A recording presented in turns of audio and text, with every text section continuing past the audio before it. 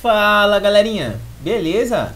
Vamos para mais uma aula de Ciências Naturais. Essa é a nossa última aula do primeiro bimestre. Estamos fechando mais um bimestre aí, na verdade estamos fechando o nosso primeiro bimestre. Foi um bimestre muito interessante, acho que a gente conseguiu se ambientalizar, né? Conseguiu entender como estão funcionando essas aulas online, como estão sendo as aulas esse ano, conseguimos nos organizar. E daqui pra frente tenho certeza que o próximo bimestre vai ser ainda mais intenso, ainda melhor do que foi esse primeiro bimestre. Então vamos lá para essa aula. Bom, como de costume, vamos fazer uma retrospectiva para a gente poder entender e amarrar os conteúdos que a gente já estudou aqui na disciplina de ciências nesse primeiro bimestre.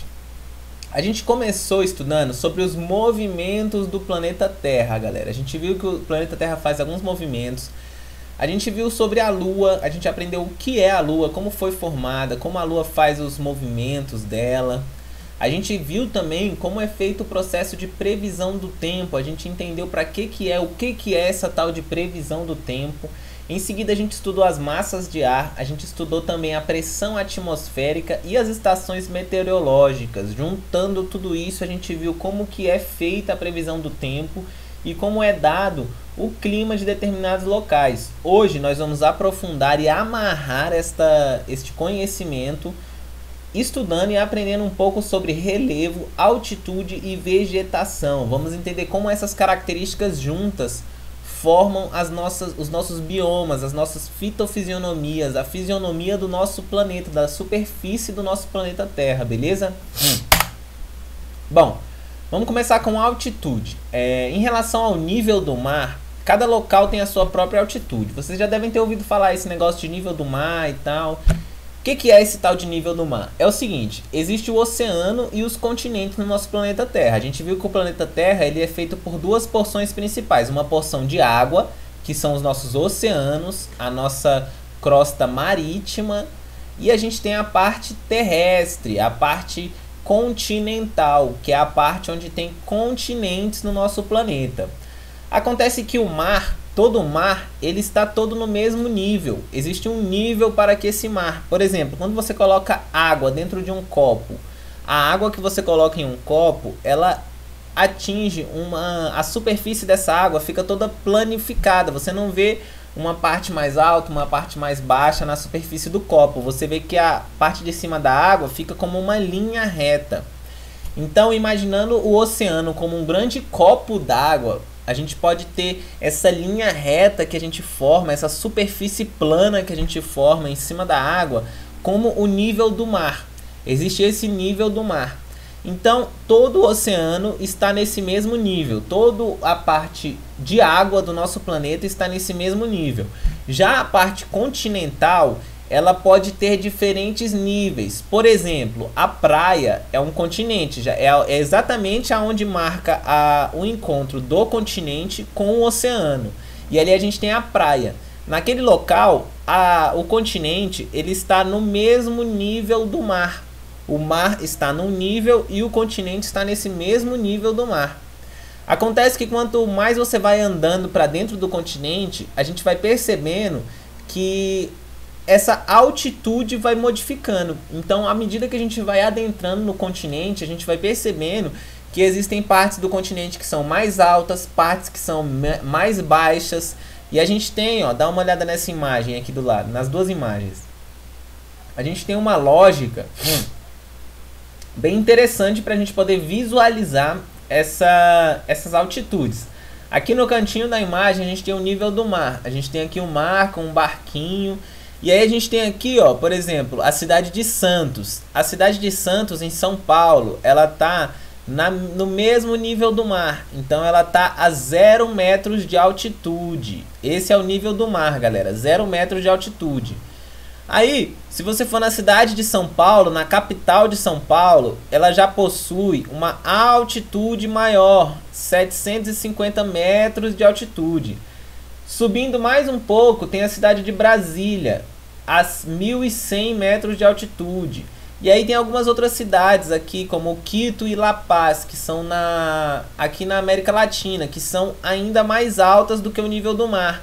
Então você pode estar sempre considerando a altitude de um de um local a partir do nível do mar. E é muito interessante porque essa diferença de altitude, ela também vai interferir diretamente na quantidade de vapor de água que tem na atmosfera. Essa quantidade de vapor de água, galera, ela está completamente ligada à temperatura do local. A temperatura do local, ela se torna mais baixa à medida que a altitude aumenta. Quanto mais alto for o local, mais frio esse local vai ser. Aqui você pode ver na mesma imagem as temperaturas. Lá em Santo, temos 100 graus Celsius na superfície. Em São Paulo, temos 98, já é um pouco menor. Em Brasília, 96. Então, à medida que vai subindo a altitude, a temperatura vai caindo. Então, isso acontece principalmente porque a quantidade de vapor de água nos locais mais altos é menor do que nos locais mais baixos. Então a altitude está completamente ligada à temperatura e ela é medida a partir dessa ideia do nível do mar. A partir de que a gente vai subindo no nível do mar, a gente vai aumentando essa altitude. Bom, vamos pensar em Brasília para a gente entender. Aqui tem as formações de relevo. Além da altitude, galera, outro fator que também tem grande influência no clima e até no modo de vida para os seres que habitam determinados locais é o relevo. Esse relevo é a forma da superfície do planeta Terra. Cada local possui uma forma em sua superfície devido a diversos fatores. E essas formações da superfície da Terra, elas também interferem diretamente no clima, na temperatura e na forma de vida daquele local. A gente tem os principais relevos, como as ilhas, que são pequenas porções de continente em meio a corpos aquáticos. A gente tem as planícies, que são regiões planas no mesmo nível do mar. A gente tem o planalto, que são regiões também planas, só que acima do nível do mar. Por exemplo, Brasília. Brasília é um planalto. A gente até chama de planalto central, né? Porque fica no centro do Brasil. Esse planalto está a mais de 1000 metros de altitude do nível do mar.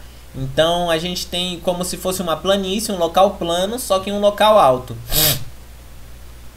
A gente tem os morros, pessoal, que são pequenas formações protuberantes. Algumas formações que não são planificadas. Por exemplo, em alguns lugares existem algumas formações morrosas, algumas formações serranas, como por exemplo a cidade de Sobradinho. Algumas cidades dentro do DF possuem essas formações serranas, essas serras ou esses morros. Quando a gente tem diversos morros um ao lado do outro, a gente tem uma serra. Acontece que alguns morros, eles são extremamente enormes, eles são muito grandes. E esses morros que são muito grandes, a gente chama de montanhas, são as montanhas do nosso planeta. Nas partes baixas entre duas montanhas, a gente sempre tem os vales. Então os vales sempre ficam nas partes baixas entre duas montanhas. Uma junção com várias montanhas a gente chama de cordilheira. Uma junção de vários morros é uma serra e uma junção de várias montanhas é uma cordilheira, beleza? Então esses são os principais relevos que a gente encontra na superfície da Terra. A planície, o planalto, o morro, a serra ou a cordilheira, as montanhas, os vales e as ilhas, galera. Então o relevo ele está completamente ligado também à temperatura e o clima desse ambiente. Porque querendo ou não, o aprisionamento do calor, o aprisionamento dos ventos, ele pode acontecer dependendo do relevo. Por exemplo, se você tem uma cadeia montanhosa, uma cordilheira ou uma serra cercando uma cidade, os ventos podem não chegar nessa cidade. Às vezes os ventos úmidos podem não chegar nessa cidade. Então essa cidade vai se tornar seca e consequentemente mais fria. Porque a retenção de calor, a gente viu no slide passado, que é feita pela umidade do ar. Então se o ar úmido não consegue entrar dentro de um determinado local por causa dessa barreira física que as montanhas fazem, essa cidade vai se tornar um local mais frio. Então é muito importante a gente levar em consideração o relevo no entendimento do clima e do tempo de um determinado local. Como a gente viu na imagem passada, existem diversas formações da nossa superfície do nosso planeta. A gente tem diversas classificações. A gente tem as montanhas, as cordilheiras, todas aquelas que a gente citou no slide passado. Outro fator muito importante para a gente entender, pessoal, esse lance de clima, de temperatura, é a vegetação. A partir das características de clima, relevo e altitude, que são as características que a gente viu anteriormente, as formas de vida começam a se estabelecer e a nascer e se adaptar nesses determinados locais. Por exemplo, o relevo e a altitude não têm uma relação direta com formas de vida, são formações geológicas. Por exemplo, um local tem mais altitude do que o outro por causa da própria configuração do planeta Terra. Assim como uma superfície tem um relevo e outra superfície tem outro relevo. Acontece que essas características elas vão dar origem aos seres vivos, às formas de vida que vão existir ali naquele local. A vegetação, por sua vez, é a forma de vida que possui uma força populacional enorme, galera. A população vegetal é muito maior do que a população animal. Existem muito mais plantas do que animais. Você pode perceber que até por causa disso que a Terra, em sua originalidade, nos seus primórdios, ela era quase completamente coberta por vegetação em sua parte continental. Ou seja, a parte de continente, a parte que não é o oceano, ela era quase totalmente composta por vegetação, quase totalmente coberta por vegetação. E a vegetação, por sua vez, é capaz de modificar o clima devido à sua intensidade populacional. Por exemplo, grandes florestas tendem a chover muito, onde é a região, por exemplo, na Amazônia. Na Amazônia chove muito. Por que chove muito lá? Porque as florestas conseguem reter umidade do ar, fazendo com que naquele local ocasionem-se muitas chuvas. Então a vegetação é um fator muito importante também para o clima de determinado local, beleza, pessoal? Juntando todas essas características de relevo, vegetação, os animais ali, a flora e a fauna, você juntando as características de altitude, você juntando todas essas características, a gente dá origem a um bioma, pessoal. O bioma é uma junção de todas essas características. Então a gente aqui no Brasil, a gente tem diversos biomas. A gente aqui em Brasília mora, a gente vive num bioma chamado Cerrado. Esse bioma cerrado, ele tem a sua característica de relevo, a sua característica de altitude, a sua característica de vegetação, a sua característica de animais. Então a gente tem essas diversas características em conjunto formando o nosso bioma. Vamos dar uma olhadinha rápida de como que é esse bioma que a gente vive.